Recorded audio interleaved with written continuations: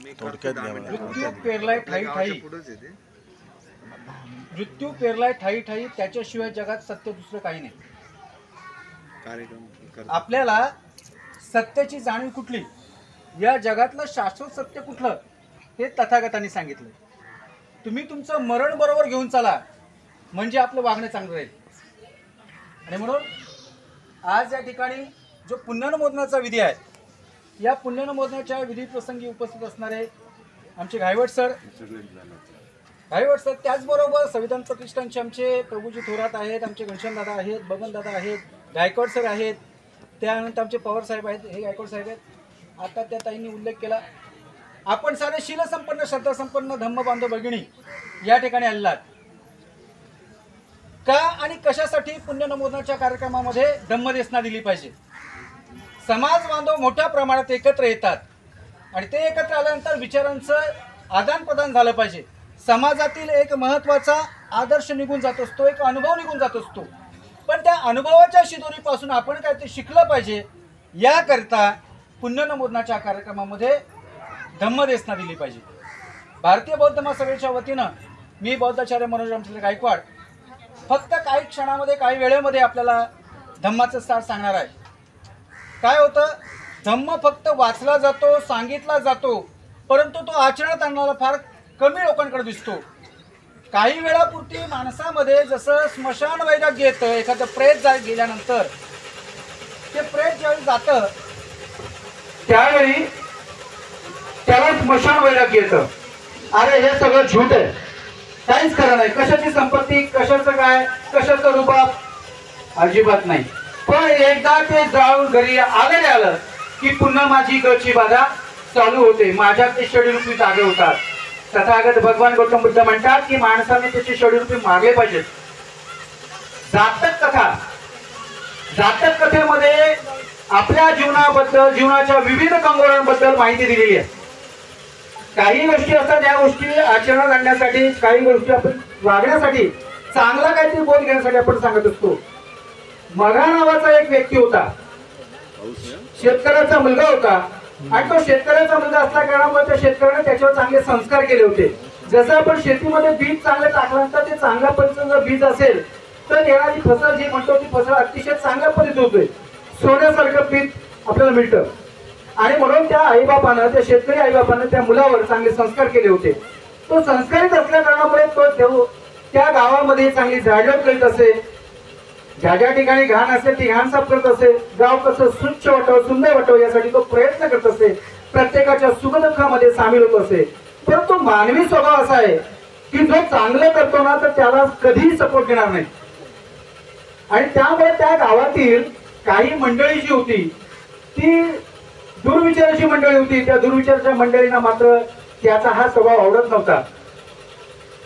पण त्या मगाला दोन मित्र होते.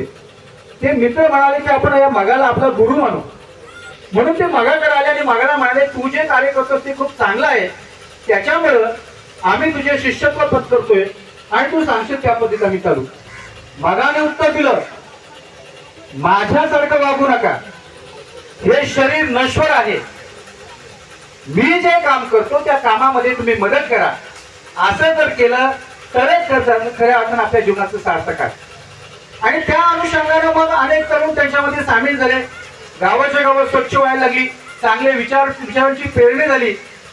पुन्हा एकदा या लोकांनी त्या देशाच्या राजाकडे तक्रार केली की ही जी मंडळी जी आहे ही मंडळी गावामध्ये धुमाकूळ घालते, वाईट वागते, महिलांना त्रास देते. राजाने ते काय फक्त कानावर ऐकलं. असं म्हणतात ज्या माणसाचे कान हलके असतात ना ती माणसं लगेच कुठल्या गोष्टीच्या आहारी जातात. तथागत म्हणतात आपल्याला जी काही पंचेंद्रिय दिल्यात ना या पंचेंद्रियांना घासून जे जाते ते सत्य, आणि ते सत्य आपण मांडलं पाहिजे, त्या सत्याचा स्वीकार केला पाहिजे. परंतु त्या राजाने तसं सत्याचा स्वीकार केला नाही.